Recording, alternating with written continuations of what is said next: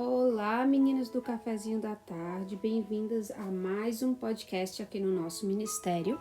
Eu sou Karina Barber e eu vou estar compartilhando com vocês hoje um pouco do livro Educando Filhas segundo o Coração de Deus, capítulo 3, A Semeadora da Semente. Vou começar o nosso estudo com uma oração. Senhor Jesus, muito obrigada por todas as mães do Cafezinho. Obrigada por todas essas mulheres que têm dedicado, ó Pai, do seu tempo para aprender o que a Tua palavra fala sobre a maternidade de forma intencional, o que nós devemos fazer para Te agradar. Pai de amor, eu te peço que a Tua palavra nos guie hoje e que nós saiamos daqui edificados, ó Pai, porque nós sabemos que a Tua palavra não volta vazia. Em nome de Cristo nós Te agradecemos, Te pedimos por isso. Amém.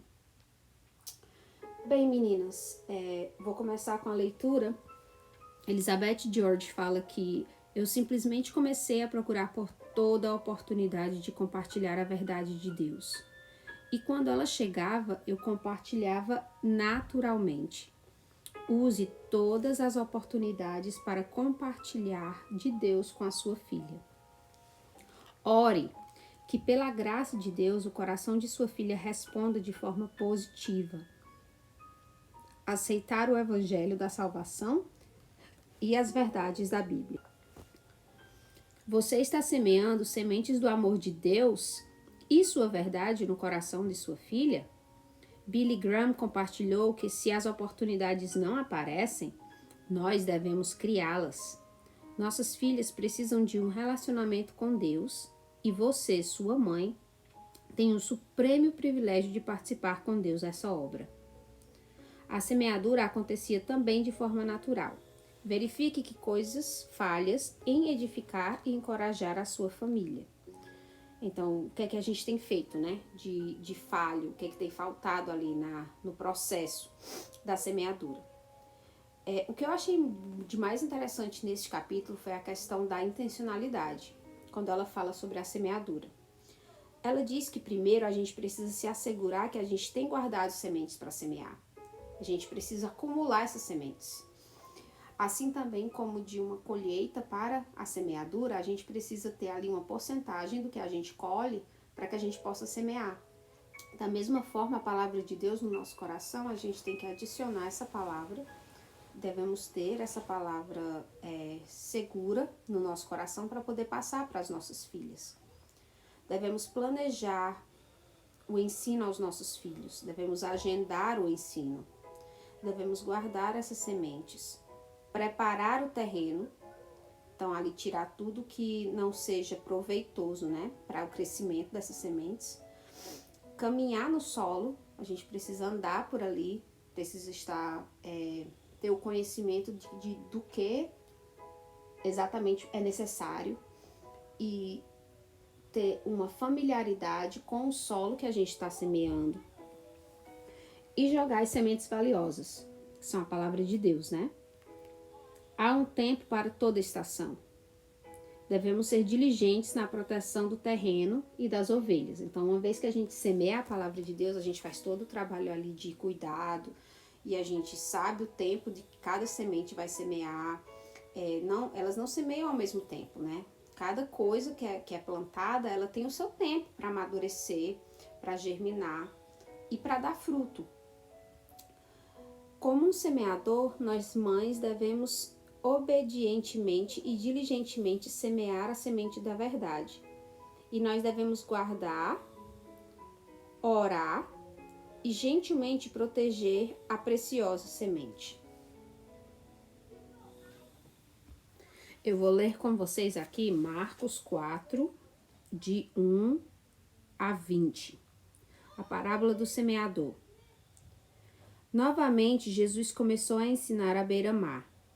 Reuniu-se ao seu redor uma multidão grande, tão grande que ele teve que entrar num barco e assentar-se nele. O barco estava no mar, enquanto todo o povo ficava na beira da praia. Eles lhe ensinavam muitas coisas por parábolas, dizendo em seu ensino: ouçam, o semeador saiu a semear. Enquanto lançava a semente, parte dela caiu à beira do caminho, e as aves vieram e a comeram. Parte dela caiu num terreno pedregoso, onde não havia muita terra, e logo brotou, porque a terra não era profunda. Mas quando saiu o sol, as plantas se queimaram e secaram, porque não tinham raiz. Outra parte caiu entre espinhos, que cresceram e sufocaram as plantas, de forma que ela não deu fruto. Outra caiu em boa terra, germinou, cresceu e deu boa colheita, a 30, a 60 e até 100 por um. Aquele que tem ouvidos para ouvir, ouça. Quando ele ficou sozinho, os 12 e outros que estavam ao seu redor lhe fizeram perguntas acerca das parábolas. Ele lhes disse: A vocês foi dado o mistério do reino de Deus, mas aos que estão fora tudo é dito por parábolas, a fim de que, ainda que vejam, não percebam, ainda que ouçam, não entendam. De outro modo poderiam converter-se e ser perdoados. Então Jesus lhe perguntou: Vocês não entendem esta parábola? Como então compreenderão todas as outras? O semeador semeia a palavra. Algumas pessoas são como a semente à beira do caminho, onde a palavra é semeada. Logo que a ouvem, Satanás vem e retira a palavra nela semeada. Outras, como a semente lançada em terreno pedregoso, ouvem a palavra e logo recebem com alegria. Todavia, visto que não têm raiz em si mesmas, permanecem por pouco tempo. Quando surge alguma tribulação ou perseguição por causa da palavra, logo a abandonam. Outras ainda, como a semente lançada entre espinhos, ouvem a palavra. Mas quando chegam as preocupações desta vida, o engano das riquezas e os anseios por coisas sufocam a palavra, tornando-a infrutífera. Outras pessoas são como a semente lançada em boa terra. Ouvem a palavra, aceitam-na e dão uma colheita de 30, 60 e até 100 por um. Gente, esse texto me chamou tanta atenção, sempre. Desde que eu fiz a leitura da Bíblia em um ano, em 2 anos, depois, essa parte, quando eu fiz a ilustração dos espinhos, eu sempre me senti sufocada pelos medos dessa vida. O excesso de futuro, né? O medo que desgraças poderiam acontecer, ou coisas assim, me sufocavam, eu permitia que me sufocasse. O engano das riquezas, nem tanto, mas o anseio por outras coisas também, achar que sempre existem coisas mais úteis, ou situações, ou livros mais interessantes para os meus filhos, ou recursos melhores, e você vai perdendo a gratidão pelo que você já tem, porque você está buscando essas novas coisas e você vai sendo sufocado. Isso tudo pode sufocar a planta, de tal forma que o broto vai sair, a planta vai crescer, mas ela não vai produzir fruto, que é a função da planta. Então você vai ter uma planta ali crescida, mas ela não vai produzir fruto, porque ela está sufocada. Então nós temos que ter esse zelo com relação a como nós guiamos a semeadura da nossa filha. O terreno, ele precisa ser, como eu já falei antes, você precisa sondar que tipo de terreno você tem, como é a personalidade da sua filha, que coisas você pode estar fazendo com ela, que atividades você está fazendo com ela, que recursos você vai estar utilizando. A semeadura, ela é intencional. Toda semente, ela tem um tempo de maturação, ela tem um tempo de crescimento, e nós devemos respeitar isso na vida das nossas filhas. Devemos ter esse zelo de compreender. Uma criança de 10 anos não vai ter a compreensão de um adolescente de 16.